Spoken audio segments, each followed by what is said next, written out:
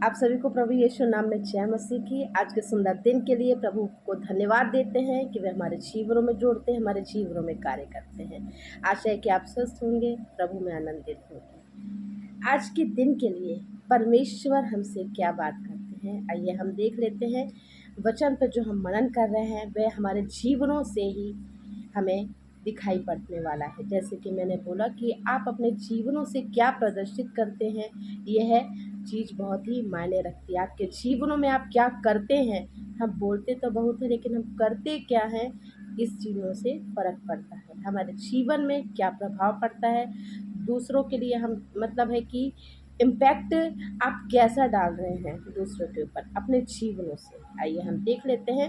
हम वचन से देखेंगे, वचन से ही हमें इस चीज़ का उत्तर मिल सकता है, क्योंकि वचन ही हमारे लिए हर प्रकार की सॉल्यूशन को लेकर आता है। हमारे हर प्रश्न का उत्तर हमें वचन पे ही मिलता है, क्योंकि जब हम वचन पढ़ते हैं तो क्या होता है, प्रभु हमसे बात कर रहे होते हैं। तो आज के दिन के लिए आइए हम देख लेते हैं पहला तीमुथियुस उसका 4 अध्याय और उसका 12 पद, जहाँ इस प्रकार लिखा है, कोई तेरी जवानी को तुच्छ ना समझने पाए, पर वचन और चाल चलन और प्रेम और विश्वास और पवित्रता में विश्वासियों के लिए आदर्श बन जा।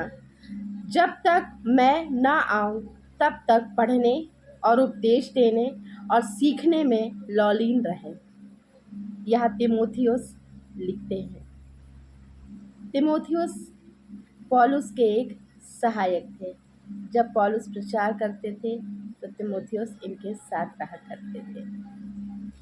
हम पौलुस की पत्री से भी एक वचन देख लेंगे जहां हमको इसका उत्तर और अधिक और गहराई से मिल सकता है, जो कि हमारे जीवनों में हम अभी क्या कर रहे हैं और हम कैसी चाल चल रहे हैं और हम कौन सी आज्ञाओं का पालन कर रहे हैं और हम कैसे अपने जीवन को व्यतीत कर रहे हैं।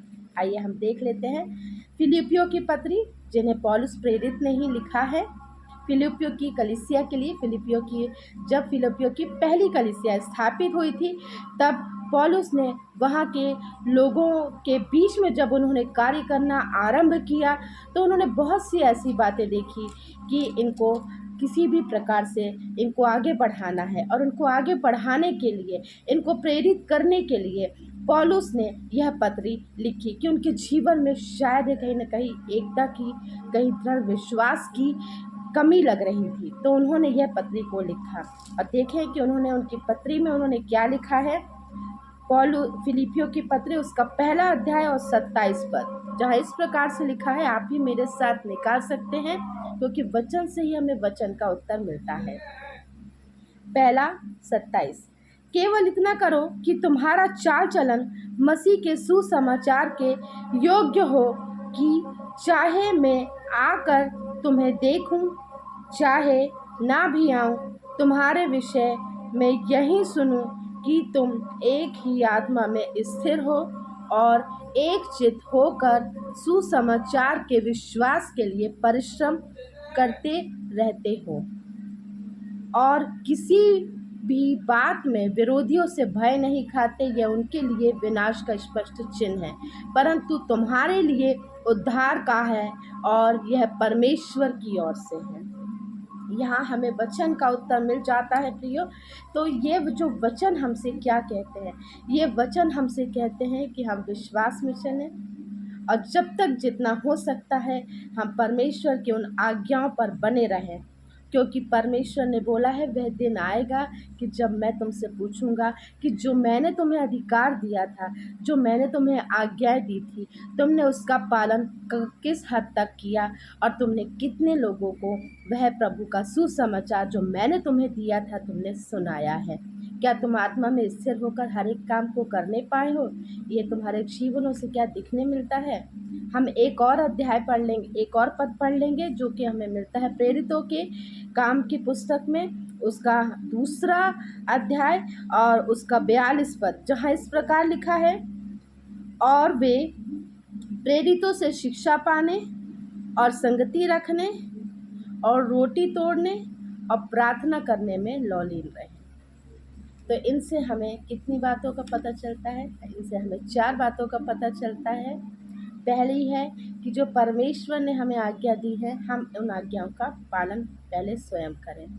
दूसरा ये कि जो हमें आज्ञाएँ दी हैं और जो हमें वचन मिला है, उसको हम पढ़ते रहें और अपने जीवनों में धारण करें और उसे अपने जीवनों में घोषित करते रहें। जीवनों में घोषित करते रहें, ये पहला तीमुथियुस जो 4:12 है, इसको अपने जीवन में घोषित करते रहिए। इससे आप वचन में आगे बढ़ेंगे, विश्वास में आगे बढ़ेंगे और विश्वासियों की संगति में आप और भी ज़्यादा बढ़ते जाएँगे। ठीक है? तीसरा ये है कि आप सुसमाचार सुनाने में लगे रहिए। कोई भी आप मोड़ ले सकते हैं, कोई भी माध्यम हो सकता है, लेकिन सुसमाचार सुनाते रहिए हर एक प्रकार से। और चौथी बात ये कि हमें संगति में बने रहना है और प्रार्थना करते रहना है। संगति में, क्योंकि संगति जो होती है, सहभागिता जो होती है, जो कि पवित्र आत्मा की उपस्थिति के लिए ठहराई गई है, क्योंकि उस समय पवित्र आत्मा हम सबके बीच में कार्य करता है।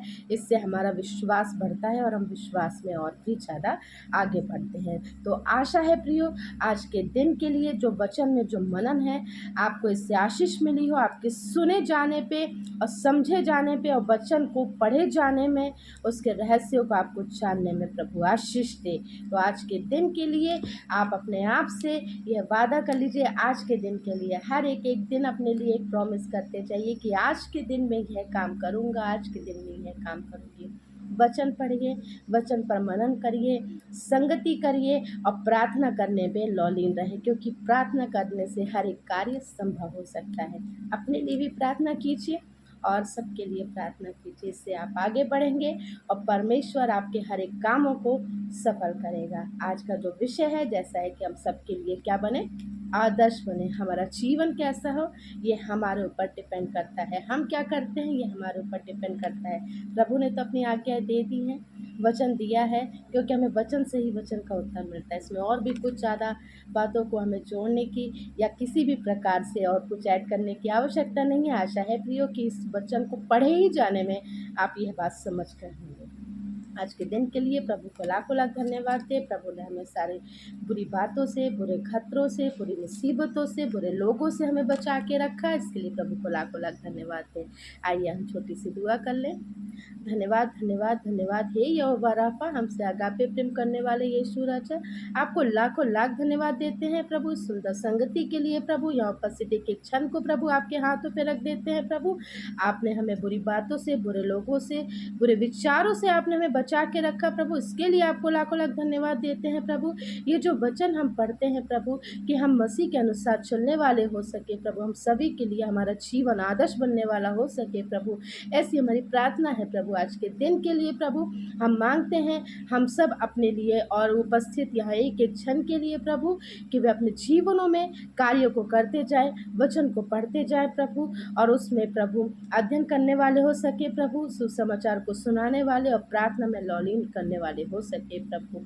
हाँ प्रभु, क्योंकि आपने जो आज्ञा दी है, हमारी सामर्थ्य दे प्रभु, हमारी मदद कर प्रभु, कि ऐसा करने के लिए प्रभु, क्योंकि सामर्थ्य और जो मदद है प्रभु, जो सहायता है प्रभु, वही आपकी ओर से मिल सकती है प्रभु। पवित्र आत्मा का प्रभु साथ देते हैं, इसके लिए धन्यवाद है प्रभु।